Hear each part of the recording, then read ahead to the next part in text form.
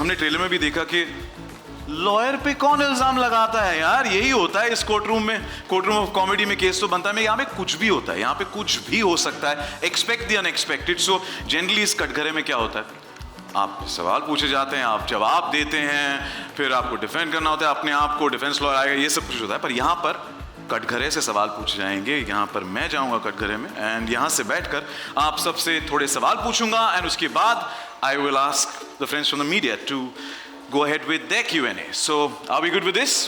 Yes, please go ahead.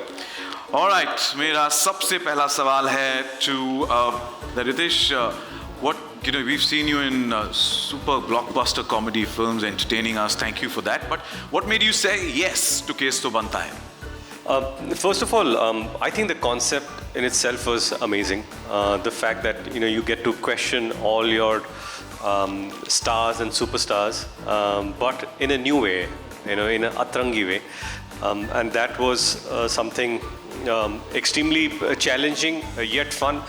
क्योंकि यहाँ पर क्या होता है कि कटघरे में जो लोग आ रहे हैं वो तो ऑब्वियसली अचीवर्स है, सुपर अचीवर्स है, सुपरस्टार्स है, और पिछले 20 साल से मैं काम कर रहा हूँ तो बहुत सारे लोग उनमें से मेरे दोस्त हैं, कुछ सीनियर्स हैं जिनको मैं काफ़ी अच्छी तरह जानता हूँ, कुछ लोग हैं जिनको मैं शायद उतनी अच्छी तरह नहीं जानता था, पर उनके साथ उनका ह्यूमर भी मैं जानता हूँ, तो इट बिकम्स ईजियर कि आप भले ही कोर्टरूम में आप इल्ज़ाम लगा रहे हो पर you have to keep the humour intact and that is extremely important. और उसी की खोज में कि और क्या है कि उनको हमने बहुत बार टेलीविज़न पे देखा है, इंटरव्यूज़ में देखा है, पर इस शो में उनसे हम क्या नई चीज़ लेकर आ सकते हैं वो एक चैलेंज था।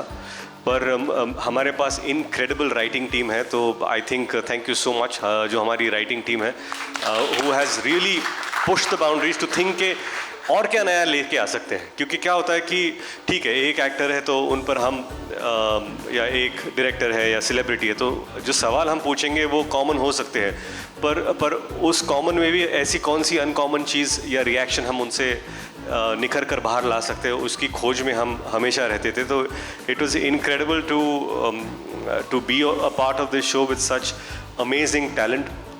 और क्या है कि मेरे लिए मैं शो तो कर ही रहा था पर इनसे बहुत कुछ मुझे सीखने को मिला which hopefully makes me a slightly better actor than what I am today. But yes it was a great journey and to top it all Sajid Samji who has been an incredible director on this show, amazing writer, Housefull blockbuster आपने बात की, उसके director हैं और इस show पे को भी वो डायरेक्ट कर रहे हैं। तो मुझे लगता है कि कभी कभी क्या होता था कि हम शायद बहक जाते थे, भटक जाते थे, तो जैसे एक शेपर्ड होता है कि सब भेड़ बकरियों का नहीं यार तुम गलत, तुम पड़ोसी की खेत में गए हो चरने के लिए, वहाँ मत जाओ यहाँ पर आ जाओ। तो I think Sajid was that great leader for us. सभी बिखरे हुए कलाकारों को एक साथ सही राह पर लाने के लिए और हमें एंटरटेनमेंट का डोज देने के लिए बहुत बहुत शुक्रिया। A big shout out for Sajid sir, thank you so much.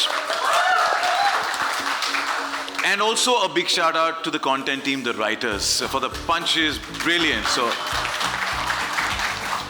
Ritesh, इस शो में ना आपने कई सारे अतरंगी इल्जाम लगाए, आप पर अगर कोई अतरंगी इल्जाम लगाना हो तो क्या होगा वो? मेरा करियर ही एक अतरंगी इल्जाम है मुझ पर।